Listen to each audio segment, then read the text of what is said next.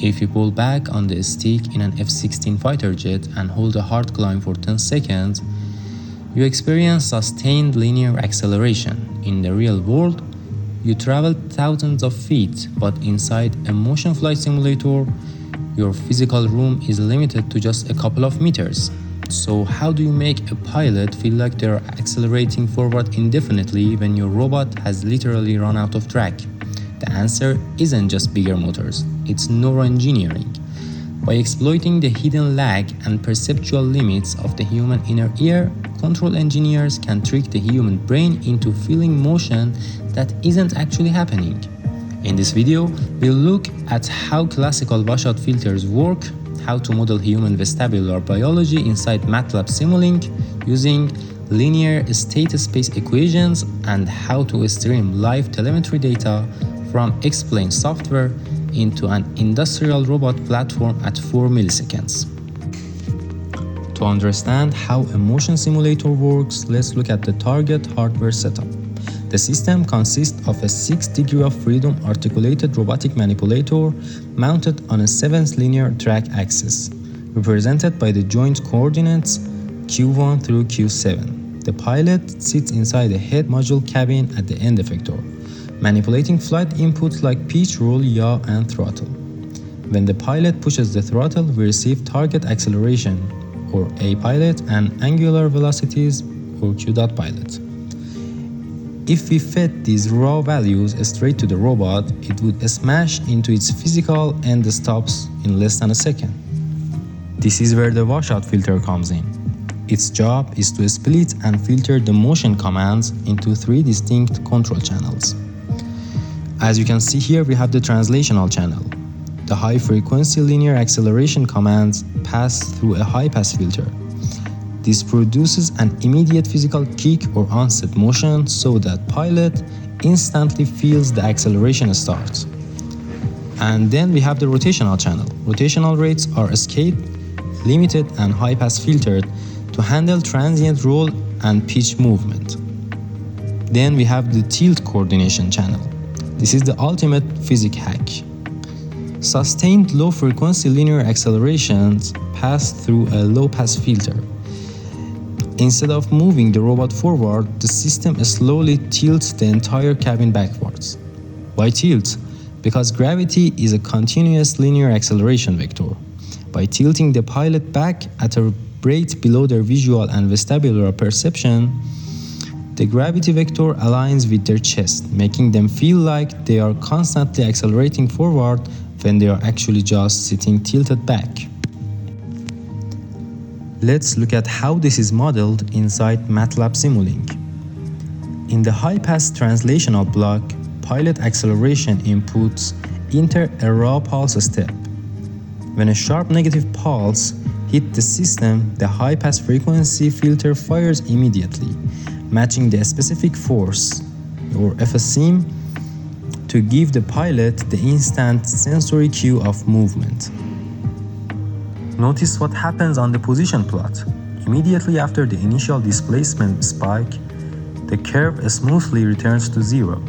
This process is called washout. The platform slowly drives back to its natural origin center position while keeping the motion speed below the human sensory threshold. The pilot's eyes are fixed on the virtual cockpit screen, so their brain completely ignores the reset, leaving this robot centered and ready for the next maneuver.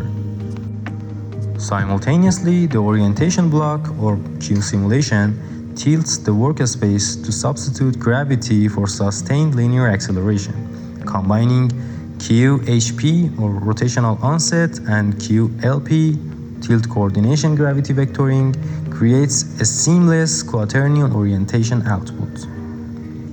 Classical washout filters are a great baseline, but they treat human perception like a black box with static cutoff frequencies. To optimize a simulator, we have to model how human biology actually processes force and rotation. Inside your ear lies the vestibular system, which acts as a built-in 6-axis IMU. We have 2 organs inside it, the otolith organs and semicircular canals. Otolith organs corresponds to sensing linear acceleration and gravity orientation. and semicircular canals, they correspond to angular acceleration and rotation rates. To capture this mathematically, we write linear dynamic state space models for both organs based on the research of Asadi et al. For the Otolith system, the state equation takes the standard form of x dot auto equals to A auto x times x auto plus B auto times U, where U is the specific force input vector. And here, the F hat n is the perceived force output estimated by the human brain. The state matrix of A auto and input matrix of B auto encode the damping coefficients A and B and transfer parameters D, E, F, and H, representing fluid dynamics inside the inner ear. Similarly, for the semicircular canals, the angular movement state space equations map rotational velocities U to perceived angular rate Q dot hat, where here the matrix constant T0 through T4 reflects the biological sensory adaptation time constant of the endolymph fluid. By concatenating these two systems, we form a unified master vestibular state space model. Now we can fit any motion profile into this unified system and directly calculate what a human pilot perceives they are doing. This brings us to the core innovation, perceptual error minimization. Inside Simulink, we run two parallel instances of our unified vestibular model. Model 1, or the actual flight, driven directly by raw, unfiltered aircraft telemetry. Output equals what a pilot actually feels in the real jet. Model 2, driven by the output of our robot's washout filter. So the output equals to what the pilot actually feels inside the physical simulator cabin. By taking the difference F hat aircraft minus F hat simulation, we generate a real-time perceptual error signal. We can then tune and optimize the washout filter parameters to keep this error near zero. To test this in real time, a UDP network block listening on the local IP address and the specified port parses live flight data directly out of the X-plane software. Raw angular orientations or raw angles, accelerations or raw axles, and rates or raw rates stream straight into our Simulink model. As the virtual plane bangs through cloud, Simulink calculates the optimal robot motion instantly. Now comes the ultimate test, deploying this control architecture to a physical hardware. The initial testbed was an industrial Mitsubishi RV2AJ robotic arm running via Simulink real-time, but running a high-fidelity flight simulation on a small educational robotics presented three major bottlenecks. Kinematic constraints. The Mitsubishi RV2AJ is a 5 degree of freedom arm, meaning it physically cannot execute full roll axis maneuvers. Speed limits. Joint velocity limits prevent a fast high-pass onset acceleration cues. Control overhead. This robot lacks dedicated real-time trajectory streaming interfaces required for low-latency loop stability.